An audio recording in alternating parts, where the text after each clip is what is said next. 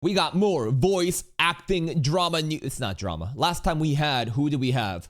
We had the voice actor, the Shotokan herself, Rie, Takahashi Rie or something. This time we got the teen who ran away from home to become a voice actor. Uchida Shu's dream of becoming a voice actor began all the way in primary school, watching shonen anime. All the way in primary school. This pisses me off already. I have nothing against this voice actor. I have everything against this anime. Do over damsel, Jill. This show. The story isn't bad. Honestly, the story is not bad. It's the way that they tell the story. The anime is literally like 4x speed dialogue. Anyways, has nothing to do with the voice actor. I'm sure she's fine. School, watching shonen anime, and deeply impressed by the performance of Romi Park and Tetsuya Kakihara. But growing up in Australia her entire life, this dream across literal continents seems she's from Australia? far away. This did not stop her in any way. Through deceiving her parents, quitting college, abandoning home, flying to Japan, and in my good conscience, I can't encourage you guys to drop out of school, quit your day job, run away from home, go to a foreign continent to chase your dreams. I'm sure this is a very circumstantial, incident that is an outlier case, but most of you guys probably shouldn't do this. Using all the knowledge, power, and connections an 18-year-old could muster up, Uchida Shu pulled off one of the most insane stunts I have ever seen a person do to chase her dream. And today, we will be exploring that story. See, Shu was born to Japanese parents who shortly immigrated to Australia when she was a mere 2 years old. What this means is, as a kid, she learned Japanese through communicating with her parents and weekly Japanese Saturday classes. Yet this would prove to be quite futile, with Shu miserably failing her Japanese tests and, well, resorting to English, her native language, to communicate most of the time. How the fuck you gonna fail a test of your own language that you've been taught by? Well, I guess even myself, being a Korean immigrant, of course, we speak Korean to my parents in the household, but just because you do that doesn't mean that you're going to be very, proficient at it, since you're always talking English to everyone else, so, I understand this. This is why when Shu first told her mother her dream of becoming a Japanese voice actress, her mom was like, you? Have you held up your test papers and looked Damn, emotional damage. Even the mom's saying, God damn you? In a mirror? Understandably so, as, well, a Japanese voice actor would need better Japanese than even the average native person. Yes. But even as a primary school kid, all this would do is light a fire in Shu's heart. Okay. She started vigorously studying, motivation, reading manga, as we all do, and at some point, tried memorizing the Japanese dictionary word for word. That's a bit too fucking hardcore. But whatever helps you, do this better. On the voice acting side, she'd start impersonating her favorite anime character. Betty Botter bought some butter, but she said the butter is bitter. If I put it in my batter, it would make my batter bitter. But a bit of better butter will make my batter better. But she bought bitter butter better than her bitter butter, and she put it in her batter, and her batter was not bitter to was better butter, and bought a bitter better butter. Jesus! Notably Hanekawa from Monogatari. She'd start singing in her room, her voice reverberating throughout the house for her parents to hear. Anything she I would like to think that the parents didn't say, what the fuck, shut the hell up. Surely they were supportive. For her Maybe they weren't actually, because she ran away from home actually, right? Yeah, she ran away from home, never mind. Parents to hear. Anything she thought she needed to become a voice actor, she would train herself to no end, despite the protest of her parents. Yes, even with all this determination showing, Shu's parents still opposed her, wanting her to get a normal job. Yeah, I mean, this is typical of any parents, maybe even more exaggerated in Asian households where it's not about your fulfillment or passion of your dream job. Fuck that. You gotta go the normie boring route. You gotta go to a good school, you gotta get a good job, and then you're gonna work your fucking life to the death, and then when you retire, maybe you can have some freedom.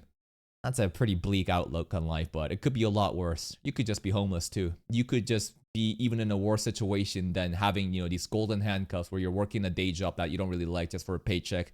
I think it's all about perspectives, and if I had a kid, and if the kid said, I want to be a YouTuber, I'd be like, oh shit.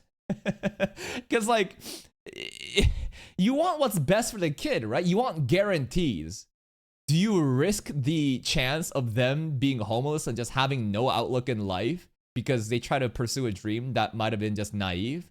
It's difficult. I definitely understand.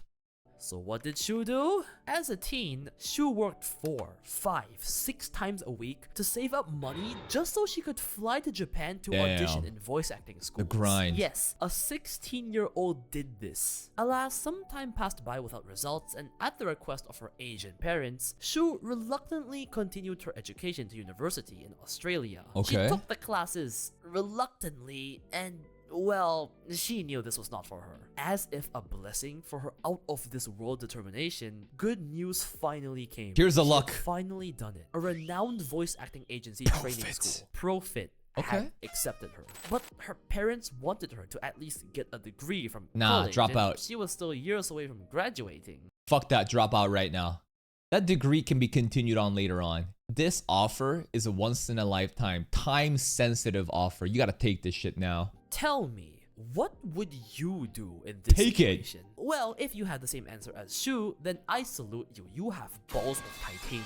Shu. Well, it's not just that. It's not as if the college degree is never going to be available again. That'll be there. You can go back to school and finish it. It's just that this is a very time-sensitive event. It's now or never. Shu already knew the answer deep in her heart. There was not a shred of doubt. She just wanted to become a voice actor so badly. It was all she wanted. She took the offer. She set up her move to Japan, quitting university and arranging all the logistics by herself without telling her parents the entire time. She worked part-time to save up money for her living costs and tuition in Japan. She arranged her immigration with moving companies, and only at the very last second, basically right before she was gonna move across continents, did she tell her parents, "Oh yeah, by the way, I'm moving to Japan. See you." The absolute mad lad. Wonder She what they just thought. gave the middle finger to the protest and pulled a Joseph. But there was one huge glaring issue. What? Housing. See, in Japan, the legal age of being an adult is 20. Shu was going to stay at a hotel temporarily until she could find a place to rent, but this was impossible Maybe she could just camp out at internet cafes. for 18-year-old Shu without her parents' approval. The very parents that disapproved of this whole voice actor shtick. Shu scrambled for a solution, scouring for any connection she could find, and by some shonen anime character you met 200 Klein, Gigachad, bro. Kirito never deserved Klein. episode save, she found a friend from the Japanese Saturday school she went to Okay. as a kid who was living in Japan and was willing to share the apartment. What are the Talk odds? about foreshadowing. With all current problems out of the way, in 2014, Shu set off to Japan alone at a mere 18 years old to start her journey as a prospective. That's actually so crazy though. To leave everything behind at the age of 18 to go for your dreams. Like, not many people would ever take that jump. This is actually insane if you really think about like everything you'd have to just leave behind for this one. I guess that just truly shows how much she did not connect with her daily life and all the things that she was doing back in Australia. That like a gamble like this is way better. And of course, you could also kind of prop it up to like the naivety of a child. 18 is still pretty young. I don't think it's that really old to say that your brain has really fully developed. That shit goes on into your early 20s too. But a little bit of, you know, battle shonen like inspiration, some sort of gamble, some risk tolerance. She just took it. Voice actor. Shu's life in Japan was fine. She had saved up money beforehand in Australia, and her voice acting lessons were only once a week, so she could work more to sustain herself. Shu's training in school lasted for 2 years, but unlike most voice actors, not only did she get her first role before she even graduated, What? it was not some random background character for once. It was Huh. So Rie, you know, she had to just do random mob jobs for like 2 years while working for part-time jobs. And then eventually the Konosuba, actually she got some good roles. She just hit it out of the fucking gates, huh? was Warspite from Kantai Collection, a huge multimedia franchise with many games about Ship Wars, baby. All I know about it, I'm not sure if that's not Azura Lane, right? Kantai Collections is the one where Shimazaki has the thongs where you have the lines go up really high in the hips. That design forever changed fan service. Anime girl worships. As you can see, she has many lines. It's not a nobody role. And with such a strong start, her first anime role came next year in Addis. So like, I'm always trying to look for like when things change for people. Takahashi Rie, the change happened after she put 2 years in grinding, and then a small opportunity to play some more recognized role happened. And then Konosuba came in and Megumin was the perfect fit. You can see a steady increase in like, you know, how she grinded and eventually got what she wanted. This girl, I don't want to say it was just given to her, but like, damn. She really just graduated as fast as she could. Like 2 years usually to graduate from this program and land a role. She did it before that, and not only that, she also got like an ace line immediately. God damn, the fortune is strong with this one. Zodoku as Hatori and Cleo, but her next role would be a significant one. Anyone here watched Asobi Asobase? No, but I have heard of it. I heard the comedy's crazy.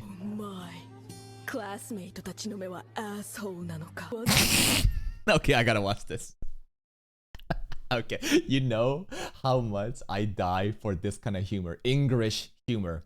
You over-exaggerate pronunciations of English in, you know, Japanese accent. I eat that shit up, bro. Oh my god, this is amazing. One more time. Asobase. Oh my. Classmate wa asshole nanoka. It's perfect. It's just like Mao 2099, the secretary. My classmates, assholes. What's happening? Kono mune no thrill. Kono mune no thrill. We need more characters. I'll never be tired of this gag, bro. This gag, I fall for it every time. Suspense. これが Japanese Kabeton. Fujiwara, the English-speaking clown. This English-speaking role is actually a trend you'll start to notice. I love because it. Japanese people are not good at English, to say Yeah. the least. Trust me, I would know, I live there. As a native speaker, it seems that many of the roles meant for English speakers would just go to her because she had almost no competition. Damn. Look at that, man. Her background from, you know, English from Australia is hard carrying. And now it's just like, well, shit. I wonder if she was the secretary, actually. You know what? Hold up. Let me check right now. Mao 2099, any chart. Let's see the characters. Hold up, hold the fuck up. So, Kinohara. It's her! It's her! Shizuka Ito. Wait, is it her? Is this Shizuka Ito? Is it? It's not. I got ahead of myself.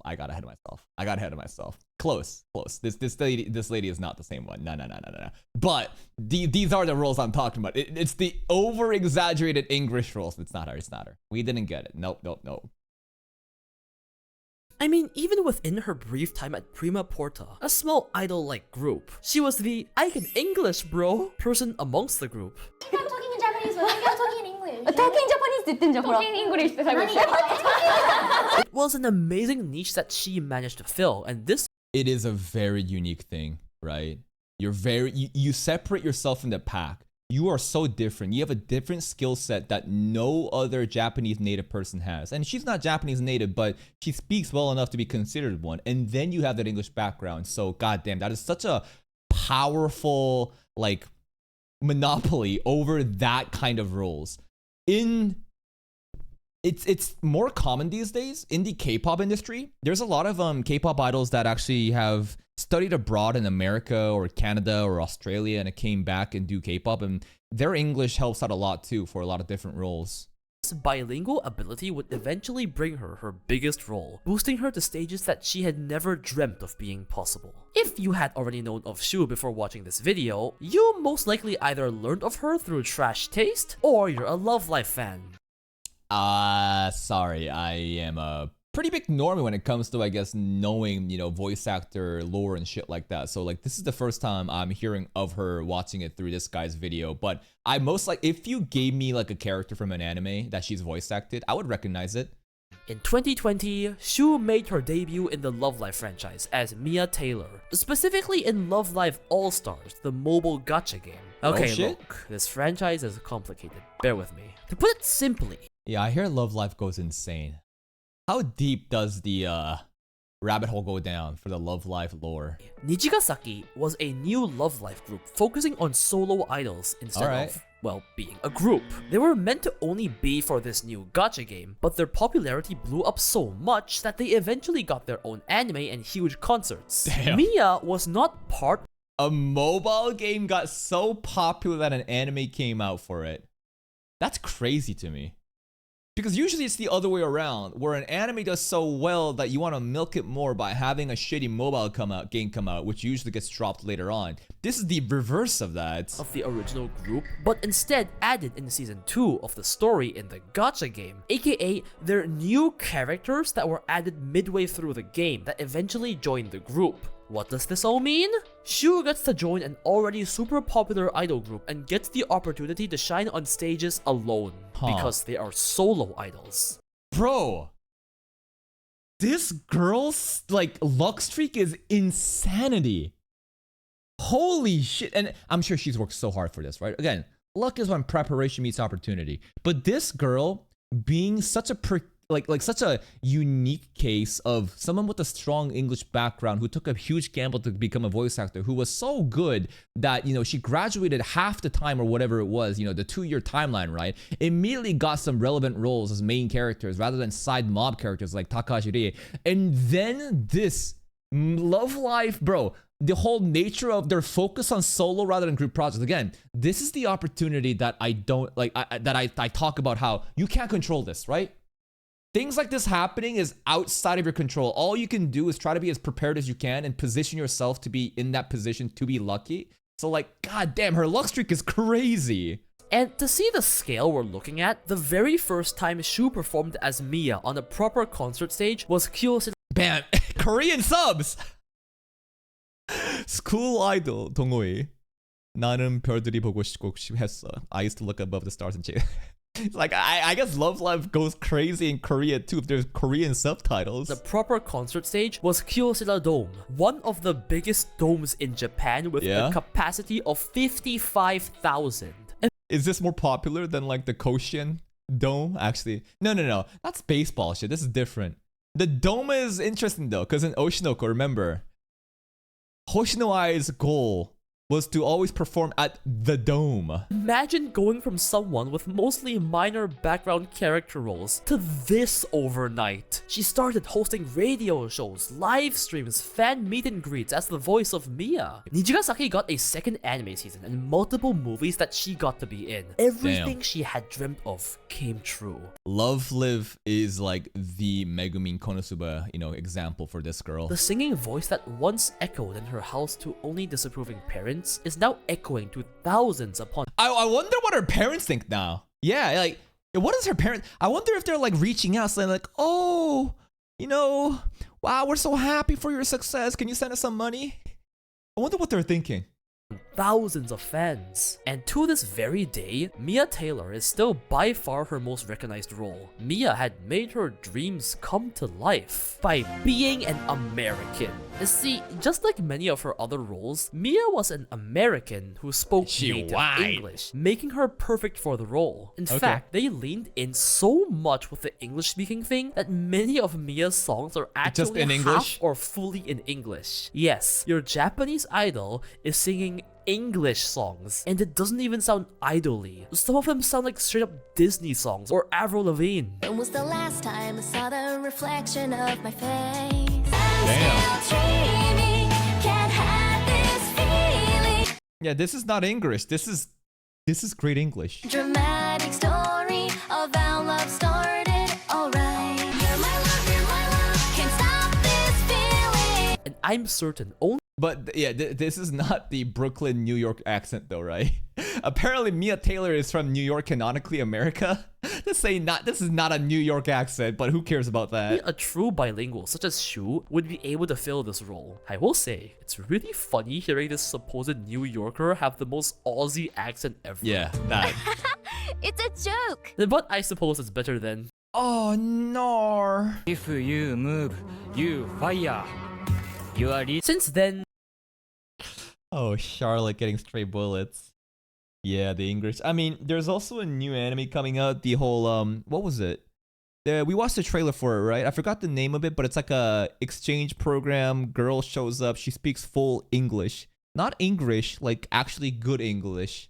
Shu has significantly grown Yeah, the cultural exchange anime, that one. her career. Love Live is going as strong as ever, and her gacha game presence has shot up, with many more roles in Kantai Collection, Magia Record, the Madoka gacha game, Oh shit, she Madoka, this girl that's dominating the mobile game. as Shizuka, Heaven Burns Red as Nanami, and Reverse 1999 as Soneto. All gacha games that are quite popular to this very day with a Okay. lasting presence. She's been in drama CDs, radios, web shows, narrations, podcasts, on national TV, won awards as part of Nijigasaki. She's done all of the celebrity things you can think of. I wonder what the parents think, man. Other than this, Shu started her YouTube channel a few years ago to Okay. quite a nice loyal audience. I mean, her audience is so loyal, they literally help translate her videos for free. She mainly does vlog-style videos with some song covers here and there, and has even dabbled in streaming games and podcasts. She's a VTuber. Oh, by the way, I also stream games and sing. Come check it out. Her videos remind me of the old school YouTube, and it's just a very comfy feeling. She's so wholesome, you have moments like... Pog. What's Pog? And Pog, what's poggers? speaking of Pog, Shu just recently got her first I hate this though. I'm sorry. I'm sure there's no. Her voice acting is not the issue. She does a fantastic job voice acting Jill. It's just, bro, this anime again, if you actually seen it, you cannot appreciate the story unless you read it like a book, pausing at each frame. And that's funny for a guy who literally pauses so much in the reactions that dissect everything happening to the point that people complain. That even I think it's way too fucking much. This show just literally goes at 2x speed, just doing the most heavy fucking exposition lore dump every episode. You can't appreciate the story. It makes me so frustrated. first non-Love Life main character role in やり直し令嬢は竜帝陛下を攻略中. On top of all that, her relationship with her parents has actually remained good despite what Really? she did, and they're quite supportive of her work now. Everything seems to be going her way. Well, yeah, I'm sure they're supportive now. Of course the parents are going to be supportive because she's proven celebrity status, achieved the highest accolades in voice acting roles. Yeah, it's easy to, accept your daughter and support her when you've already done that. But why not before? The real ones would have been there before she had any of this shit. That's bullshit, bro. Yeah, parents fucking love the money. Of course they're gonna come around when you prove them wrong. Supportive of her work now. Everything seems to be going her way, and with the beginning of her main character I would low-key respect the parents more if they doubled down and said, no, fuck you still. We don't care if you became a star, A-list, a voice actor. We're still gonna double down on our belief and say you made the wrong choice. And as fucked up as that is, I would actually respect them more for that because, like, you know what? Goddamn. That is so stubborn and unreasonable, but I can appreciate that rather than them just getting on their fucking knees and glazing because their daughter's a fucking millionaire now. character roles, her anime career is only Or some other shit. Yo, imagine the parents came back and said something like this. Listen, you won't understand it, but what we did, us, denying you of your dreams and us, being very against your dreams, this is the reason why you succeeded. It was our intention. It was a test to see how defiant you would be. If you could not be defiant and run away from your home before the age of 18, move to a different fucking country and live by yourself to chase a dream, which has like a 0.0001% success rate, you were gonna never make it. Yup. We did this shit so that you would have the motivation to achieve these. That's a next level glaze. That is such a next level, just like mind, just like mental gymnastics. I can't even comprehend. gonna rise from here. But I'm not going to account any of this to luck. From quitting uni to basically running away from home across the world for her dream, Eisen level of planning and parenting. Since when were you under the assumption that we were opposed to you achieving your dreams. Shu is one of the most determined voice actors I have ever seen and deserves every ounce of her success for what she had to do to get there. I know 99% of people wouldn't even dare to think of having the courage to do what she did. Exactly, at the age of 18, bro, to just go to a different continent entirely, run away from home and do that shit, that is insanity. That takes so much courage. I didn't even mention, she was working a normal full-time job to support herself in Japan after she debuted. You could say she truly sacrificed everything for her dream and was repaid for her inhuman efforts. It's a story of struggle, willpower, and triumph. So what's the takeaway here? The takeaway here is that sometimes life rewards you for taking these risks. Life rewards you for taking the gamble to pursue something that you want to do. But I don't think that this should, make you think that you too should just quit your job. You too should just like run away from home and achieve your dreams. Everything is very nuanced and very context dependent. For every one of her, there is plenty of other people who've tried the same shit and have failed.